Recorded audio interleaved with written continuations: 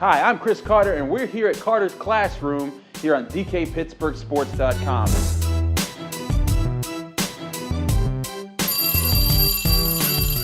Wild card week here in the NFL season. We've hit the new year, so happy new year. And we're talking about not the Steelers this week because they have the week not off, they're practicing, but they have the bye week. They don't have to play. We're going to take a look at the two AFC playoff matchups we have this weekend coming up. And this is what's going to determine who the Steelers play. We have the 9-7 Bills as the 6th seed going to face the Jaguars, the 3 seed, and we have the 9-7 Titans going to face the 10-6 Chiefs. Both games are seriously impactful on what can happen. If the Jaguars win, they automatically play the Steelers in the next round. If the Bills win, they automatically play the Patriots because the Patriots are the number 1 seed in the AFC.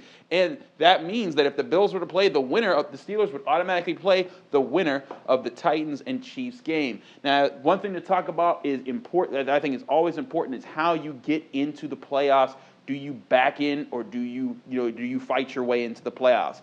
The Titans are a team that went 1-3 in their last 4 weeks. The Chiefs 4-0. And we're going to get into why I think that's going to play into this matchup. But the Jaguars, while they went 2-2 in their last 4 games, the Bills went 3-1.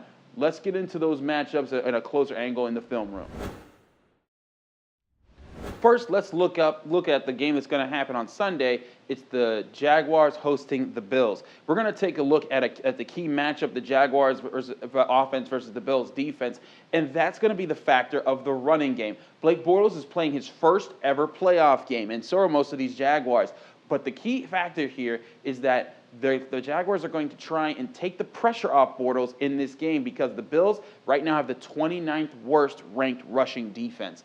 And what we're going to show you is how they want to get the ball to Leonard Fournette and his backups, because the Bills, they're going to force the Bills to have to play stretch defense or defend the stretch run. What the Jaguars are able to do very well is create those cutback lanes for Leonard Fournette and his fellow running backs to hit. What they're going to do is they're going to challenge the Bills to stretch out a play. They're going to lead one to the way to the left or the right. The Jaguars probably aren't going to pull their guards as much. Sometimes they will, sometimes they won't, but they're going to try and force these linebackers. See, hey, we're going to make you read where we're going. The Bills linebackers have not been consistently doing that well this year. They're going to do that, and that's going to give the opportunity as they're sort of waiting around because they can't see what the guards are pulling to the left or the right. That's going to open up holes for Leonard Fournette because he's going to see where those gaps develop, just like he did to the Steelers back when they played in Week 4. Here you see the Jaguars are lined up in a typical formation. What they're going to do is they're going to hand the ball off to Leonard Fournette. He's going to get about 11 yards on this play, but watch how he does it. You notice they just kind of have the line. They're pushing forward. They're staying in their spots. They're allowing Leonard Fournette to choose where he wants to go because they're expecting him to be able to beat the Steelers linebackers. He ends up cutting out to the outside, as you see. Bud Dupree isn't able to get to him, and Fournette gets about 11 yards. This is going to be the way the Jaguars challenge the Bills in their run defense. Can you be disciplined? Can you win in space against our guys who have the ball in their hands? Most likely, the Bills are going to be put to the task. If they come out with it, it'll be a huge turning point of the game. But if they don't, they're going to have a long day stopping this Jaguars ground game. Now, flipping to the other side of the ball, we're going to talk about the Jaguars defense, arguably the best defense in the NFL this year. They sent 4 players to the Pro Bowl, and they're an aggressive group. They have the second most sacks in the NFL behind the Pittsburgh Steelers. But what the Jaguars are going to try to do is they know that Tyrod Taylor is not a deep ball guy. And if LaShawn McCoy is injured for this game, as right now he has an ankle injury and it's not really looking good. If you saw his injury against the Dolphins, it looked really rough. Hopefully he plays because he's a really electric player and he makes the game a lot of fun. But what the Jaguars can do when they see Tyrod Taylor is they know that he's not going to beat them deep. And with the run game, they don't need to commit up a lot of people. So what the Jaguars can do is they can use their cornerbacks to sort of just play that underneath coverage and look for the shorter passes. Because if you look at Tyrod Taylor's stats, he's only completed 14 passes over 20 yards all season long. He's been able to stay consistent and not put his team in enough trouble to keep them in games and a lot of times. But what's going to happen is with the safeties playing behind the cover, support with the corners, both A.J. Bouye and Jalen Ramsey, the two of them are aggressive as it is. they're going to be jumping these underneath routes. So what's going to happen is offense, Tyrod Taylor, they like to run slants. They like to run, in routes and things that get their crossing patterns, that get them over the middle. Ramsey and Bouye are very good at jumping those. And we're going to show you an instance right here where he jumped a pass. Mike Wallace was running a slant, and that's a deep threat route with wide receiver, but he did not care. Now here you see Jalen Ramsey lined up with Mike Wallace. We all know Mike Wallace. He's a deep threat guy. He's a speed demon. If he gets behind you, it's good night. And here you see on the plays, he runs that slant over the middle, and Jalen Ramsey just bails from staying in behind him. Normally, as a cornerback, you don't want to let the receiver get beyond you, but he gives that up, and he just jumps under the pass. Why? Because he knows that slant's coming, and he knows he has safety support over the top. This is where Tyrod Taylor's going to have to be very careful, because when they know that they're running those underneath routes, and they have that safety help, Ramsey and Bouye are going to get very aggressive. So look for those opportunities when Tyrod Taylor's going to have to avoid making those risky throws when those guys are playing the ball like that.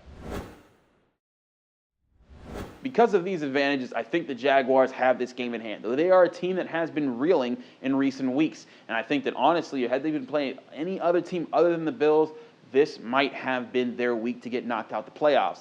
That being said, the Jaguars are going to come out on top. I'm going to say 23-9. I think Blake Bortles gets a lot of pressure taken off of him thanks to this rushing offense. The Bills do move the ball a little bit, but there's going to be some key turnovers by the Jaguars defense that's going to put this game away. It's going to be a nice, easy win, and they're going to move on to Heinz Field in the divisional round. Switching gears to the other AFC matchup, the Titans visiting the Chiefs. The Chiefs, AFC West champions, coming in looking pretty good. They've won their last 4 in a row. They're playing the Titans, who just won their last game. They were able to beat their nemesis, the Jaguars, and sweep them in the AFC South to earn that wild card spot. Now, the Titans are the 5 seed, and what's really going to be interesting is a key of strength versus strength here. We're going to focus on the Chiefs offense versus the Titans defense to start off. The Chiefs offense has Kareem Hunt, who early on was looking like he could be the NFL leading rusher. He was for several weeks until Le'Veon Bell and Todd Gurley surpassed him. But Kareem Hunt has led this rushing attack. They are ranked 9th in the NFL. But the Titans have the 4th best defense against the run in the NFL when it comes to yards produced. This is going to be the key factor. The Titans defense, the Chiefs are going to come out in a few big formations. Andy Reid has been taken away from the play calling the past few weeks, and you've seen that uptick in the Chiefs offense. They're back to being high flying, but don't expect the Chiefs to just go to the air all the time. They're going to try and dominate the ground, and if they do, the Titans are in for a long day, because then Alex Smith will be comfortable. He's not going to commit those turnovers. Now, this is going to be a heavy formation. We're going to cut to a clip in a little bit here. But what's going to happen often is they're going to run these inside zone runs where they're going to have a tight end pull down, try to kick out this end while everyone else crashes down. And they're going to base themselves hoping that the Titans defense is aggressive. They are a Dick LeBeau defense. They try to fly to the ball. They're going to try and run like a counter and make everyone think the play's coming to the right. Kareem Hunt right here, the running back, he's going to cut it up right here. And this is going to be how they hurt the Titans if they're not gap sound, just like they hurt the Texans several weeks ago. So here you have Chiefs lined up in a heavier formation. They're up against the Texans. What they're going to do is they're going to see all the offensive line. They roll to the one direction. They're going to have a guy peel from the other side, the backside, and he's going to try and clip the outside linebacker, and that's going to open up the hole for Kareem Hunt. Kareem Hunt has been very good at processing. When he sees these kind of holes, he goes for it. He's a power inside the tackles runners. Now, the Titans, they do have decent linebackers in Brian Arakpo. They have a really good defensive lineman in Jarrell Casey, but they're going to have to be aggressive and disciplined in this regard. If they don't, Kareem Hunt has a big day, and that allows Alex Smith to get risky. Now, the key aspect on the other side of the ball is going to be Marcus Mariota in his first playoff game against this Chiefs defense. The Chiefs defense ranks 29th against the pass in the NFL. So one would think that gives an opportunity for Marcus Mariota to show them up. Not so much. Marcus Mariota and the Titans have the 23rd most passing yards in the NFL. He's also only thrown 14 touchdowns and has 17 interceptions. For comparison, Deshaun Watson threw 19 touchdowns in about 5 games. But looking at the matchup, what the key is, the Chiefs may give up a ton of yards, but they have the 9th most interceptions in the NFL with 16. They've almost recorded as many interceptions as Mariota has thrown. And what Mariota has to really watch out for is for those disguised coverages. The Chiefs' leading interceptors are Marcus Peters at corner and Terrence Mitchell. And what's going to happen is the Chiefs are going to be able to come out and if they can put the Titans in predictable passing situations, the Titans are going to have to lean on DeMarco Murray and Derrick Henry at running back. But when they get in those predictable passing situations, and it will happen, they'll bring those edge rushers. You'll see Justin Houston coming off the edge. They got a lot of guys up front that are going to win. But what's really going to happen is what the coverage confuses Mariota. And one thing we're going to show you in the clip is how a cover 4 or a cover 3, a shell can switch into something else. And Mariota really struggles when he identifies something defense and thinks it is one thing, but when it gets switched to another, he doesn't do his progressions well enough. So let's say what a cover 4. Cover 4 is when you have 4 guys playing deep coverage. Say you have 2 corners and 2 safeties. They're all playing back coverage. So often what will happen is they will all line up in deep, far back, 10 yards off the ball. That gives the quarterback, okay, normally I think that let me hit my guy on a slant here, or let me hit my tight end underneath. Let me test these guys, because 3 or 4 of these guys have to be rushing. These 2 or these 3 can't cover everybody underneath. But what happens is, and I'm showing this clip, when they play the Steelers showed that cover 4, and immediately Sean Davis broke from his safety position, and it was really a cover 3. Mariota never saw it. He fell for the bait and threw this interception that we see on tape. So here you see, look at those 4 deep Steelers in coverage. Their corners and safeties are all way back. Mariota reads that, and he's going to throw it to Delanie Walker here on his left, coming over in the middle. Now, as soon as the ball snaps, look at how Sean Davis from that left side of the screen, he's going to come down and play in the middle. All of a sudden, this is now a cover 6 or a cover 3, but it's changed from an even shell to an odd shell, and Marcus Mariota never sees it happen. Delanie Walker does and adjusts his route to get around Sean Davis, but Marcus Mariota, not reading the progress of this play, he throws it behind Walker. Davis is perfectly in place for an interception, and he gets the big play. So that's why I think the Titans are in trouble. Marcus Mariota is a quarterback that is going to make those kind of mistakes, and the Chiefs do have an aggressive secondary, even without their all-pro player, Eric Berry, who's been missing pretty much the entire season. That being said, I think the Chiefs are going to pull this one out in a big fashion. I think it's going to be a 31-17 matchup.